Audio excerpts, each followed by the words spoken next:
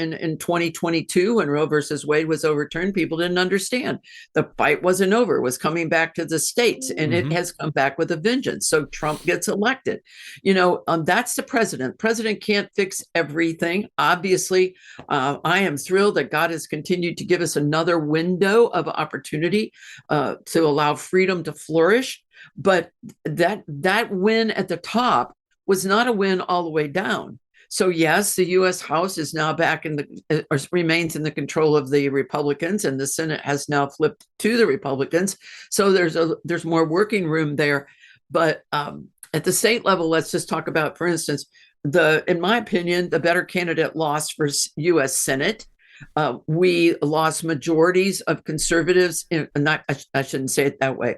The conservative majorities in our state Senate and our state assembly were narrowed because we had new maps. Yep. So the battles are going to be different there. The issues are not going to go away. All of the things that we've been talking about, the pro-life issue, let's take another one, the transgender issue, just as an example.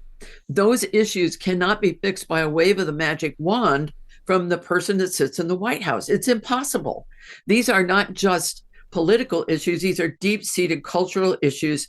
And in fact, they were cultural issues before they became political issues. And so we have so much more work to do. We need a revival. We need a revival starting with the individuals in our homes, our families, moving to our churches and to our communities across state and across the nation. That's the bottom line. But we also need to just keep rolling up our sleeves and saying, okay, we won the president's election from a conservative standpoint, but there's a lot more to do. For instance, I'm just going to throw it out there right now, David, in Wisconsin, and I know this goes far beyond Wisconsin, but we're a great example. In the spring, we have another election for a Supreme Court justice in an open seat, and it's an opportunity to flip the court back to a conservative majority. So what are the people of Wisconsin going to do? We're going to sit on our hands? Are we going to have, everybody saying, oh, it's all fixed now. Trump's in office. We don't have to do anything. That's the death knell, folks. We must stay engaged. It has been said that the price of freedom is eternal vigilance.